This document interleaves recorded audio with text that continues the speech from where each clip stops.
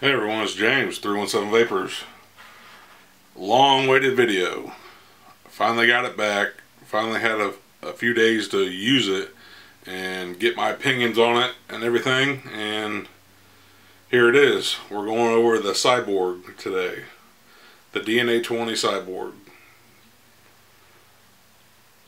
It took me a while to get this back. I ordered it on the second go around. They only released like 100 at a time or something on Fluid Vapor site.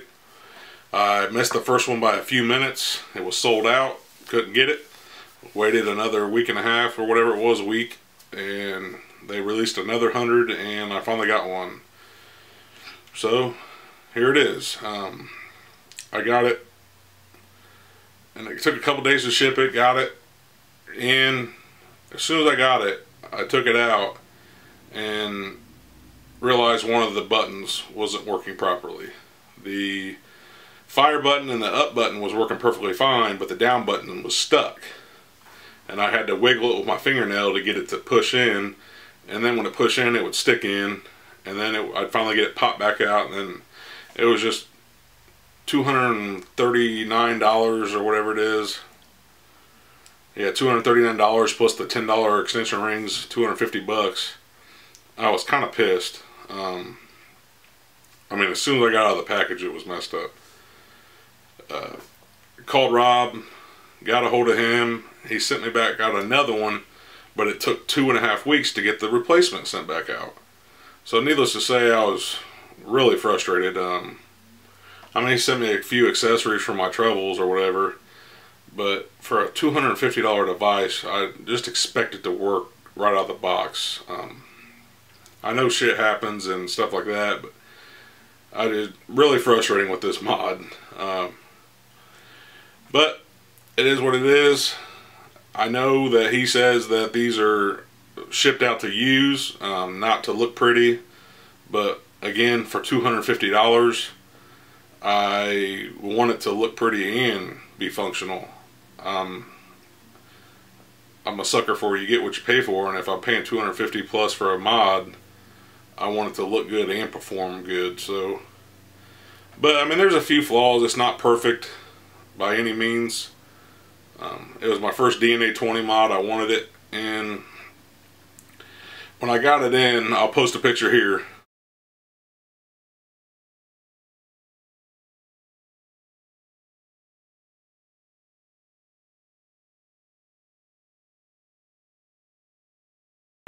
You can see in this picture, on the back plate, it had all kinds of polishing compounds still left on it.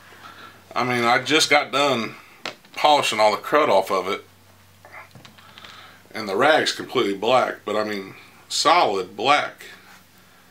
I mean, you could just see the Q-tips are conked and black. All over the back and the inside the button area. The screen was covered in polish and up around the bezel of the screen. Just polish compound. And then another issue I had was, you can see right here on this ring, it's polished. That's how my original one came. Here's the original picture right here.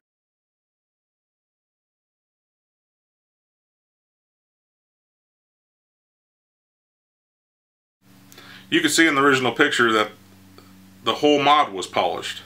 I kept the 2 rings because they weren't defective in my order. So I kept those here, and now I came back and I've got a brush finish. As you can tell in the picture, it's not polished anymore, it's brushed. You can clearly see the difference. Not that I don't like the brushed versus the polished accent rings, but I mean, I get a fully polished mod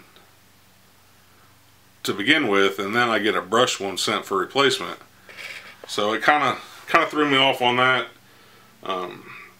Again, I kind of like the brushed better, so I'm not really complaining, but I just think consistency, quality control consistency throughout the whole line should be equal. If you're going to ship one polish, ship them all polished. If you're going to ship one brush, ship them all brushed. Or have an option for brushed versus polished. So If the customer wants it polished, he can click polish and it'll all come polished. If he wants it brushed, it'll all come brushed. But like I said, it shocked me when I got the original one was polished and I got the replacement 2.5 weeks later, it was brushed. Only really other downfall is the screens got crud behind it. As soon as I opened up, I don't know if it's the polishing compound or what it is, but it definitely has some crud back in the, I don't know how well you're going to see that. You can see it right there.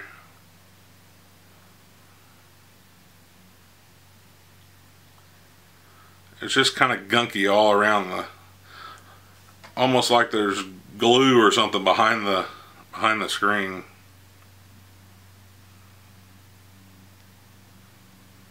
Let me get something on here. I built a low ohm coil playing around with this last night, just to tinker with it, and we'll give it a bait. It's a 0.7 ohm coil running at 20 watts and it's pushing out 3.9 volts.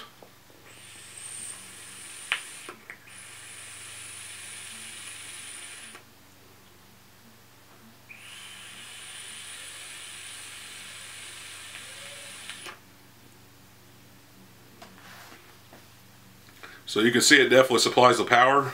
It takes 18,350 unless you buy the 2 extension rings. 1 extension ring will put you into 18,490 mode. 2 extension rings will put you into 18,650 mode. It has obviously the DNA20 chip. It's variable wattage. I consider it a variable voltage and a variable wattage, but it's set. You can't technically adjust when you adjust it, it adjusts the wattage. But when you hit the fire button, it shows you what your voltage is. So technically, you can adjust the voltage off the wattage, vice versa. On these DNA20 chips, you never insert the battery upside down. It will fry the chip. So always insert the nipple up, or the flat top if you're using that. Insert it up.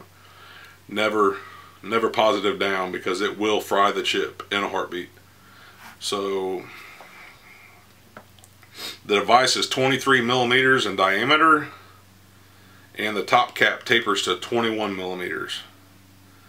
It has an overall, I'm assuming in 18,350 mode, overall 104 millimeters, and I'll get the measurement in 18,650 mode. It's a long DNA20 mod. Here's a Provari Mini in 18,350 mode. And here's a Provari in 18,650 mode with the Genesis cap on it. And this has just got a dripper on it, so you can see without even the drippers how much taller the mod is. So it's a longer mod, but it was one of the first DNA tube mods out, the tubular design instead of the box mod. So it's also available in brass, and this is an all aluminum model. So if you're going to get one, the rumor is they're going to be stainless steel top caps, but if you get one of these and you're hard on your threads, be very careful, because you will strip this top cap in a heartbeat. Even the 510 threads are aluminum, so you definitely want to be careful with that. The all aluminum base model weight is 2 ounces. The all brass base model weight is 5 ounces. Again, it has a output power from 7 watts to 20 watts, which equals the voltage from 4 volts to 8.3 volts. Output current is 6 amps. It'll handle an atomizer resistance of 1 ohm to 3.3 ohms. Now on the DNA20 Evolve website, it says that it'll handle a 0.6 ohm atomizer, and this one's actually a 0.7. So I guess it is what it is. The chip is, they say it can handle a 0.6, so give me a second and we'll get into the up close, and I'll show you how the DNA20 chip works what's different about it, what makes it sets it apart from the others chips out there, and we'll go from there. Alright, so here it is up close. You can see it's got the illuminated DNA20 screen. Try to get in a little bit closer on that.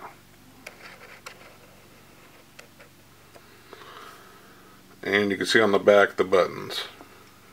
You've got a fire button here, and then you've got your up and down buttons here. You can see it's also got a recess cut out there that we call, thanks to Phil, the landing pad, because your thumb just kind of lands in there when you're holding them out. I was kind of worried about hitting these buttons, but as you can see, even when firing it, your thumb does not even touch those buttons. It's so close it kind of grazes them, but it doesn't touch them.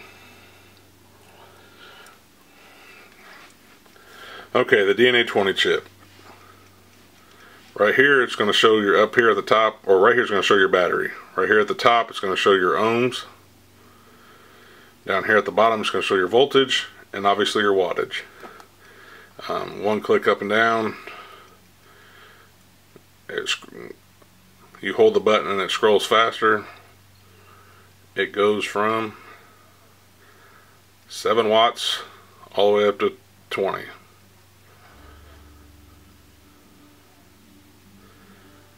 And it does not round robin.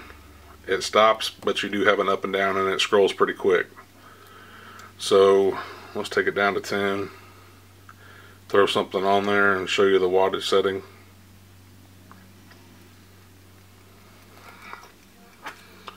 And again, be very careful with the threads on this.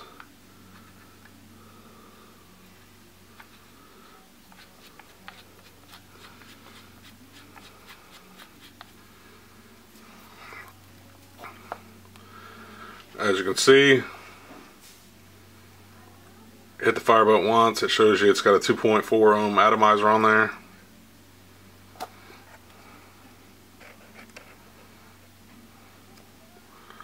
And we'll hit the fire button, and at 10 watts it's pushing out 5 volts. I don't know how well you're going to be able to see that. Let me back this off a little bit.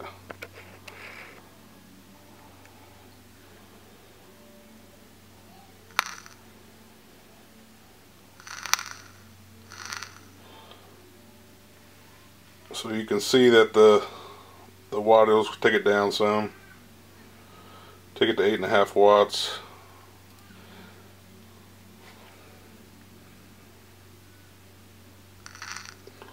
You can see it's reading 4.6 volts when you fire. And your atomizer is always going to stay there. And we'll go in and show you the breakdown of it.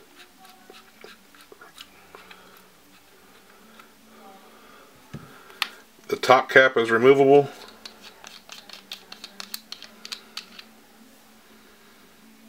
It's got the brass connectors inside there, the 510 pin, brass connector there. The body pops off.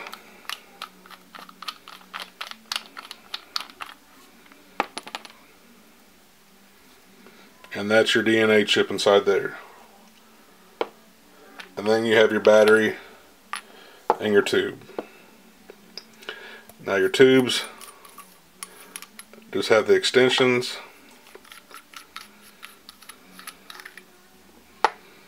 And then your battery cap.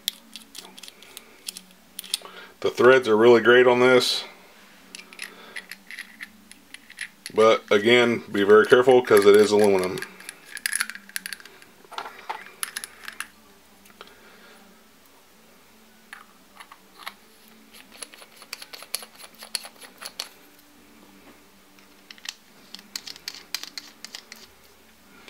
And that's what it looks like in 18350 mode. And we'll get a comparison 18350 mode against a 18650 battery. So not too bad in 18350 mode, but it's still a long device. Another thing I wanted to point out is these rings. The way the thread is on them. They flush up against there, but if you thread another one into it, it leaves a groove right there. I would like to see that instead of have a beveled edge on it. I'd like to see that flat. So to offset that, I just put the bottom cap on this one.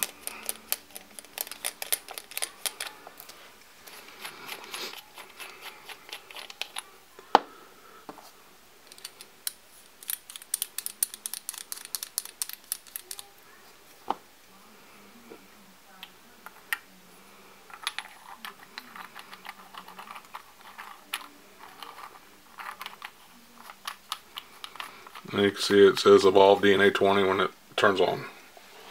Another thing I want to show you is it has 5 clicks on and off. 1, 2, 3, 4, 5.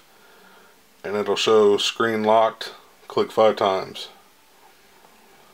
So 1, 2, 3, 4, 5. Put you back out.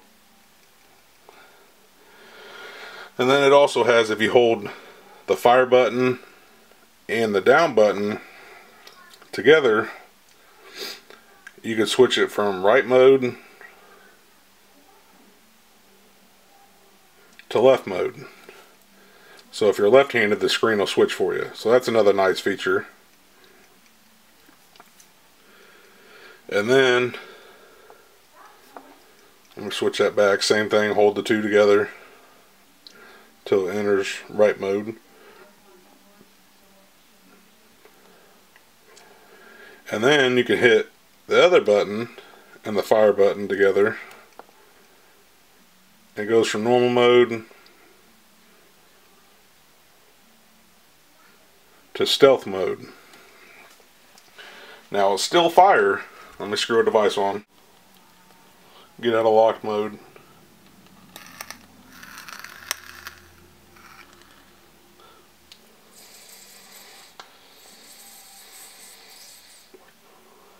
So it'll still fire, you just can't see the screen. That way it doesn't stay lit up or what have you. So to get back into it, 5 clicks to lock it.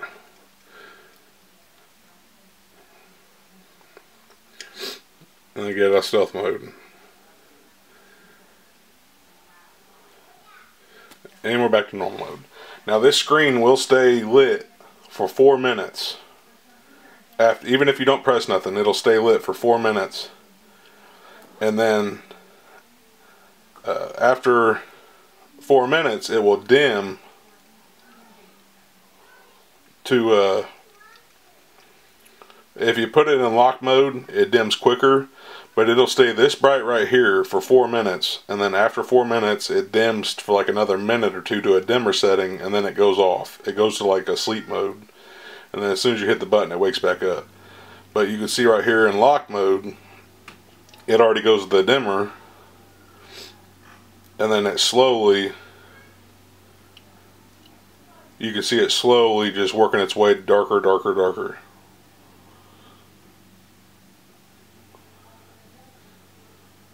So in lock mode, if you want to save some battery, put it in lock mode when you're not using it, obviously. Or else it's going to stay that bright for 4 minutes and then it's going to dim its way down.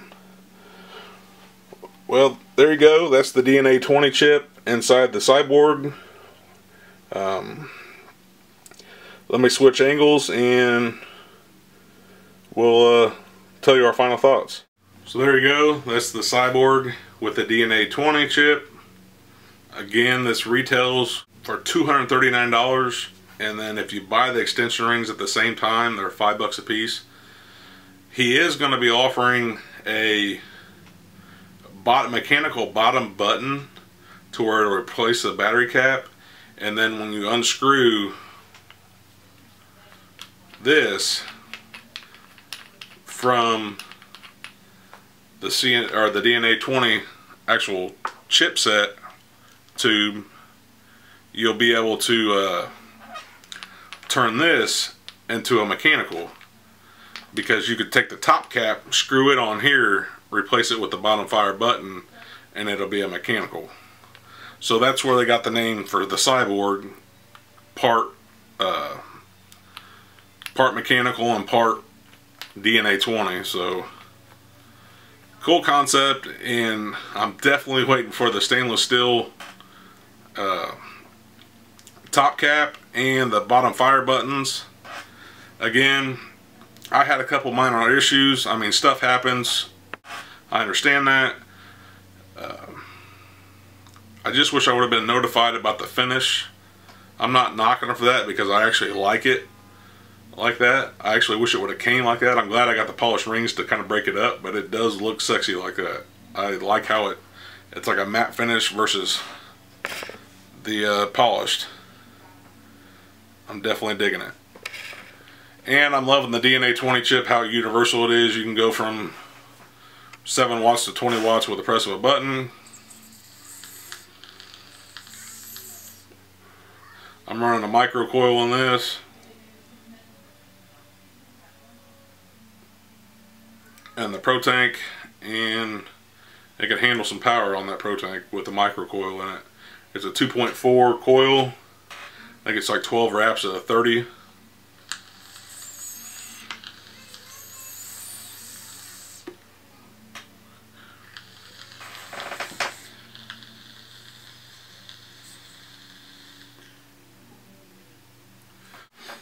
Sorry about that. My camera card got full, so I had to delete some things and upload it and then empty my... I need to get some more camera cards. Every time I go to Best Buy, I buy everything but camera cards. So I also forgot to go ahead and throw this out there. That's the fluid flask from Fluid Vapor on the Cyborg. It looks really good on the Cyborg. It really does. And it vapes pretty good too.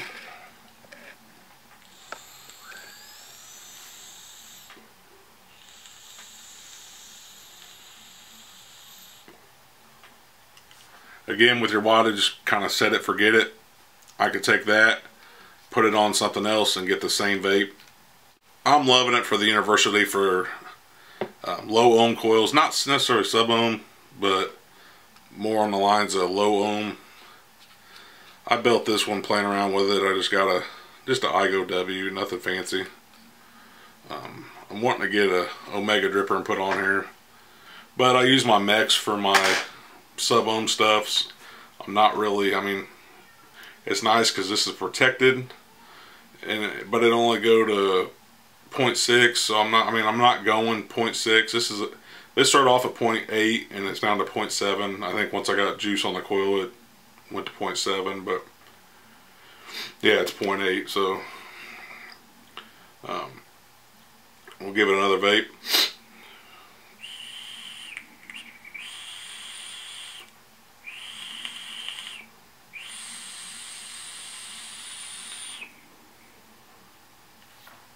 Running a little dry.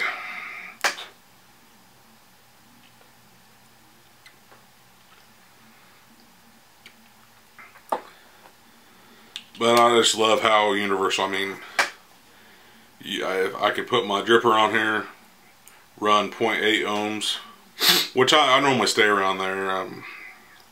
We're going to get into sub-ohm vaping and battery safety and stuff like that. I know a lot of you guys have been asking about that. We're getting ready to get into that here soon, so bear with me. I'm just trying to get my stuff straight, and excuse me, we'll get going on that. But I just like how it'll handle this. I can throw a cartomizer tank on it. I can throw a Pro Tank on it. It'll pretty much handle whatever you want, except extreme sub-ohm, which I don't go there anyway. So again, I'll do another vape with the 0.8 at 20 watts. It's a dual coil 0.8.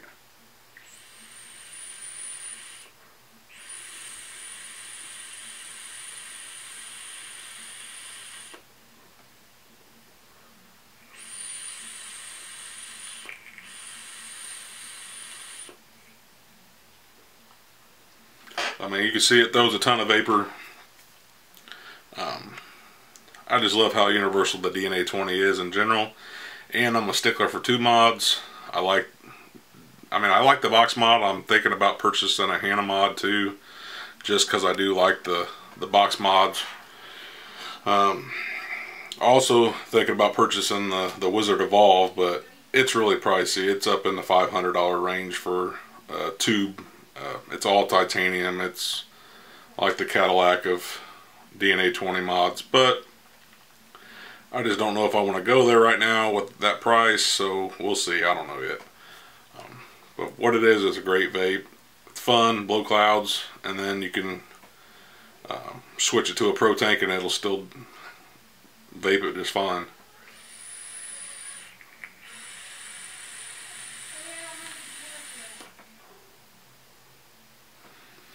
I love the dessert flavors with the warm vape.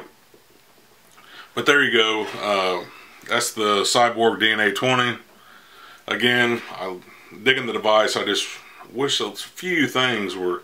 I wish it would have came with the stainless steel top cap. I wish it would have came with the mechanical button, and then I could justify the $250 price tag. Oh, and also, this also is E-cig threading, so you can use E-cig tubes, E-cig telescoping tubes. Anything E-cig threaded will thread on this mod. I was going to show that, but I don't have an E-cig right now, and I don't have access to any of the E-cig accessories right now. So, but like the bod telescoping tube, stuff like that, it will screw onto this. So that's another thing. It's the typical E-cig threading, so it's universal with a lot of stuff out there. But that's it, and thanks for watching. Don't forget to subscribe. Join us on Facebook. The link will be down below. Fluid Vapors link will be down below. Go check them out. They're still out of stock. I'm not sure when it's going to come back in. They got a counter up, or put me on a waiting list up, so you can get notified when it comes back in stock. So check that out. And I appreciate everyone watching. Till then, I'll see you on the next one.